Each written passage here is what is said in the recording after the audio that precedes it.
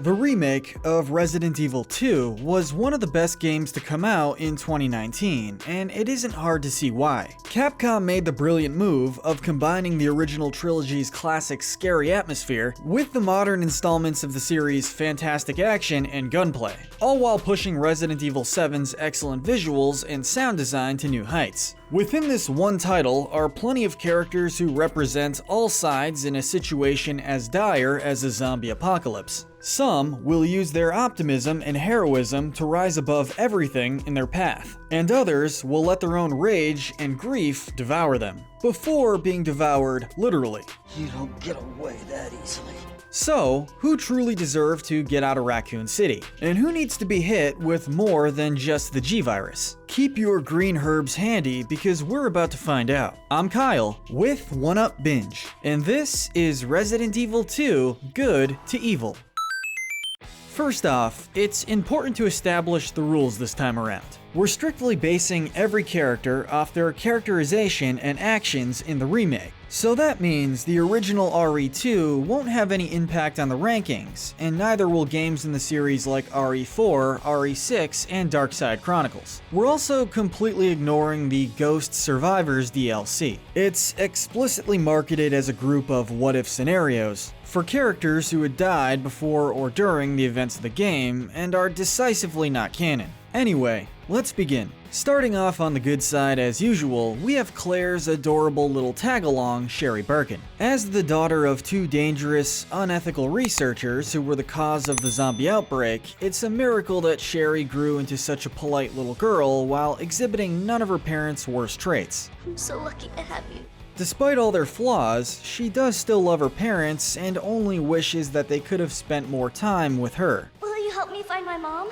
Sherry admittedly doesn't accomplish too much good on her own, but it's also pretty easy to overlook considering she's only a kid, and spends a decent portion of the game weakened by a developing G-Virus. What is worth noting, however, is that Sherry does bring out the best moments in both of her parents, who are otherwise pretty atrocious people. Now we'll go ahead and talk about one half of the main duo, Claire Redfield. What started out as a simple task of locating her older brother takes a massive detour when she gets caught up in the zombie outbreak. Claire Redfield. Despite that, she never seems that beaten up about the situation she's in and approaches any new faces with either kind-hearted trust or pacifistic neutrality. She ended up forming a genuine friendship with both Leon and Sherry and will not hesitate to stick her neck out for the latter whenever she's in danger, be it going out of her way to locate Sherry when she was taken by Chief Irons, or willingly fending off William's third form so that Annette can escape to cure Sherry. Trust me. This ends now. Where Leon is driven by a strong sense of justice, Claire is driven by her compassion and desire to help others, which proves to be an equally effective motivator. I guess the worst thing that we can say about Claire is that she can be a bit foul-mouthed from time to time. But you know, considering the stress of the zombie apocalypse, we understand the cursing. I'll get you, Not far behind Claire is fellow protagonist Leon Kennedy. It's a little weird to look back at RE2 and remember a time when Leon wasn't the deadpan, snarking, incorruptible elite agent we've seen in RE4 onward, but his upbringing as one of the franchise's best protagonists is both impressive and undeniable proof that he's always been the best kind of good guy. In RE2, he's a rookie cop whose first day on the job sees him taking on undead hordes, horrific mutations, and two nearly unkillable monsters. I mean, at least it wasn't Christmas Eve. While initially shaken up by the whole situation, he does shape up over the course of the game and prove his worth. His bravery and empathy do help to defrost Ada's cold exterior. Taking a bullet intended for her certainly helped their relationship. Don't push it, rookie. And really, he's just so earnest and willing to do whatever it takes so that this undead hell taking over Raccoon City never happens again, even if it means risking his life. What a guy. With that said, there is one small thing that puts him just below Claire in the game. He's really naive. He tries to see the best in people and takes the side of those in higher ranking positions a little too easily, which led him to keeping Ben incarcerated just because it was done so under Iron's orders. Sorry, I can't do that. I have to talk to the chief first. And he follows Ada up until he's told she isn't actually with the FBI. But then again, he's only 21 in this game and a total rookie, so we'll cut him some slack for his inexperience. Talk about a rough first day. Now let's run through some of the law enforcement seen at the start of the game. All were good men, but we're pinning Marvin Branagh as the best of the bunch. And don't make my mistake. As the first ally of Leon or Claire, the assistance and gear that he provides to the two at the start of the game is as crucial as it is appreciated. Despite being the last living officer at RPD and already being infected with the virus, he does everything he can until his zombification to help Leon or Claire navigate the police department. He saves either character in his introduction and is very adamant with them leaving him behind once they find a way out, knowing that he'll just slow them down and eventually turn into a zombie himself anyway. So for your selflessness, we salute you, Marvin. I'm giving you an order, rookie.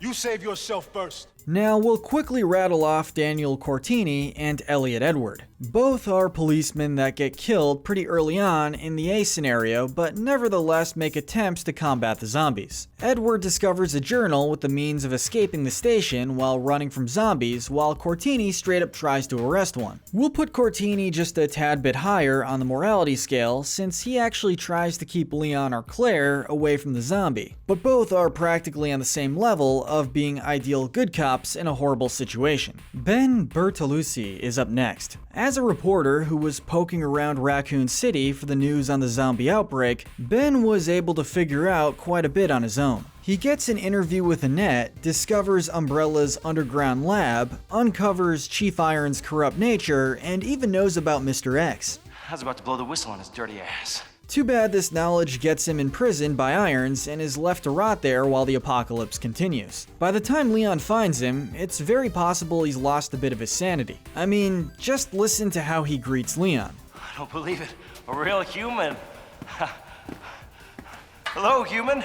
He attempts to trade his keycard to Leon for his release, and when that fails, he just hopelessly begs before his unceremonious death at the hands of Mr. X. Just another good guy trying to uncover the truth. Sorry, Ben. For the last of our overall good characters, we'll talk about Robert Kenda, the gun shop owner who has a run-in with Leon and Ada. At first, he seems a little unhinged, if not malicious, when he sneaks up on Leon with a shotgun. However, it's only when his daughter is revealed that we get the full picture. This poor guy has already had to kill his own infected wife, and his daughter is essentially a dead girl walking. Daddy. Once Ada enters the picture, he instantly switches from offensive to defensive, and can only plead for the two to leave his daughter alone and let the two of them have their last few moments in privacy. Kendo is just one of likely hundreds of people who had to experience losing everyone they ever loved to an out-of-nowhere incident, and his grief and hostility is extremely justified. We'll leave you be, Robert. She was a sweet little angel. Well, maybe there is one more good person. We felt like pointing out the poor, overweight zombie cop found in the police station. Sure, he's a zombie, but anyone overtaken with that virus is a mindless husk, so it's not like he's consciously trying to eat people. More importantly is that despite the craving he should be having for human flesh, the guy is still just trying like hell to get into a vending machine for some overpriced junk food, and will leave Leon and Claire alone if they don't attack him. And in a situation as humorless as this, it's nice to get a brief bit of comedy to lighten the mood. He was probably a very moral, dignified man when he was alive, and while he may be a less than dignified zombie now, that's the reason we love him. And everybody hates when their snack gets stuck in the machine, so super relatable too. Next up is Leon's on-again off-again flame and the resident femme fatale of the Resident Evil franchise, Ada Wong. Now, let's just rip the band-aid off. Ada is not a good person. She's a mercenary and spy for hire who's hunting down a T-virus sample to sell to other companies looking to create bioweapons. She poses as an FBI agent just to get on Leon's good side and treats him like baggage until she realizes she can use him to help get that sample. This is getting old.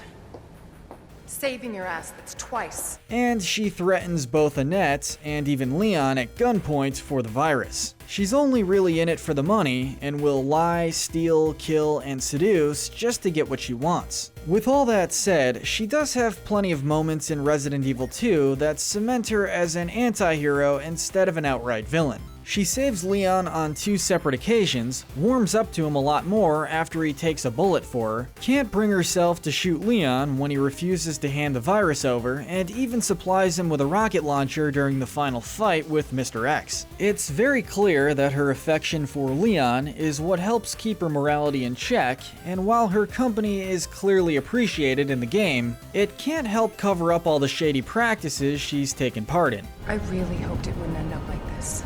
Now we begin our descent into evil, starting off with the giant mutant alligator. As a wild animal, alligators are only predatory by nature. This neutrality is kept intact even with the T-virus because it's basically the same mindless, one-track mind killing machine it is normally. That said, it can be a little hard to remember that while you're running for your life during one of the most terrifying parts of the game when Leon stumbles upon this freak of nature. One wrong move is all it takes for a game over, so we're just glad it's over pretty quick. Okay, next is Hunk. So let's just say that willingly working as a soldier for the Umbrella Corporation and being fully aware of the atrocities that they commit does not do him any favors on this ranking. He's well known for being Umbrella's top soldier and the only survivor of any mission he takes part in, but that's mainly because of his motto. So we're dealing with a soldier who has no qualms with leaving wounded or cornered comrades to die. Despite all this, he's not completely heartless. He covers for his teammate when they shoot William so they wouldn't get completely wrung out by Umbrella. We're in, sir, but we had a snafu. Target resisted. We had to take him out.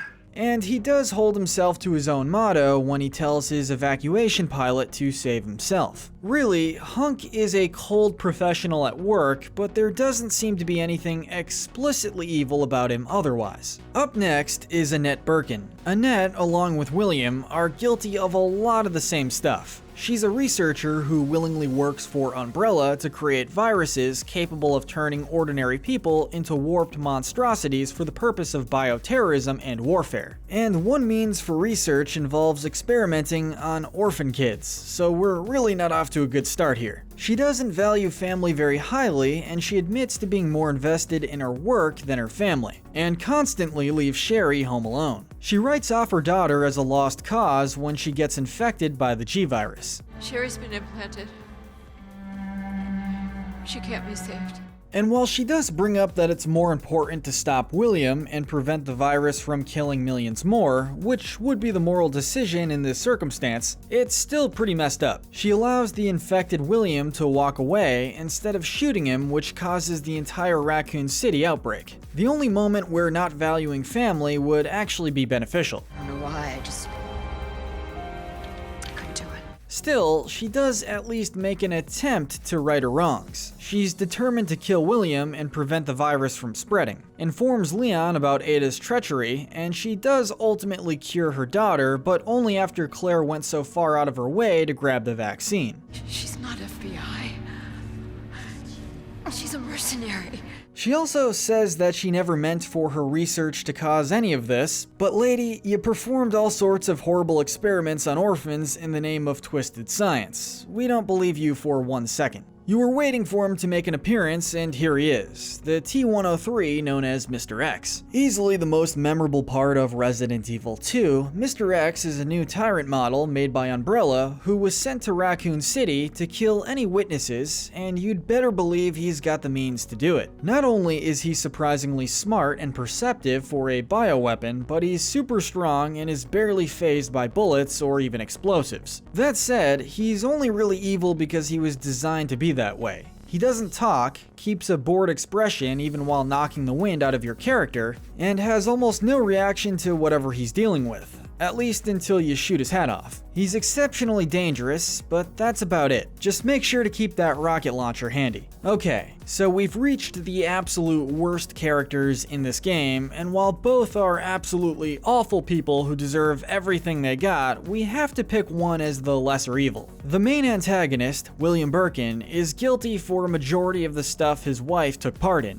child experimentation, creation of bioweapon creating viruses, and the neglect of his daughter in favor of work. But William carries quite a bit more baggage. He injects himself with the G-Virus to save his life and take vengeance against the Umbrella troops who shot him up and stole the virus. This not only leads to the entire outbreak when sewer rats ingest and spread some of the spilled samples, but William himself transforms into a horrific monster known only as G, that evolves into increasingly dangerous forms that give both Leon and Claire a lot of trouble, as well as causing the death of his own wife and infecting Sherry with the same type of virus. That said, I suppose a good portion of what he does as G isn't really intentional because the virus essentially gives him a second more mindless and violent personality that eventually overtakes William's own humanity and rationality. Something that definitely wasn't intentional, but he was also on death's door, so it was an understandable if extremely desperate move. And even while he's resisting G's mutation, he keeps just enough control whenever his daughter is in danger. In particular, he saves Sherry from a very pissed off Irons and stops Mr. X from killing both Sherry and Claire when he has them cornered. So at least you had some very small good moments, William, but it still feels really good to ram that metal rod in your eyeball.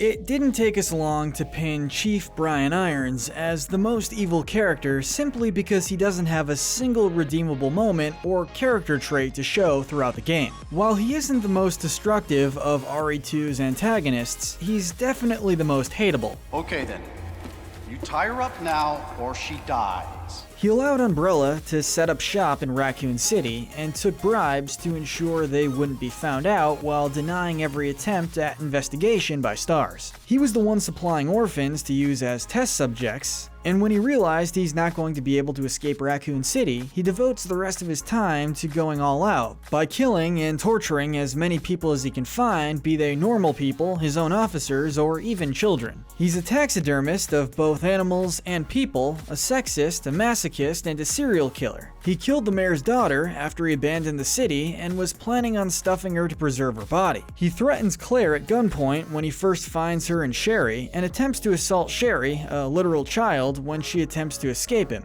And really, who insults a 12-year-old girl in the way that he does? You stupid that's a dead end! Irons was a corrupt man in power who only barely hides his sociopathic nature, who uses an apocalypse as an excuse to be as brutal, cruel, and vile as possible. The only thing we wish was for William to plant an even bigger G embryo into him. Oh my god! And that's our ranking. Disagree with us? Let us know in the comments. Remember to hit that notification bell and binge our Good to Evil playlist, where we break down the morality spectrum of your favorite games.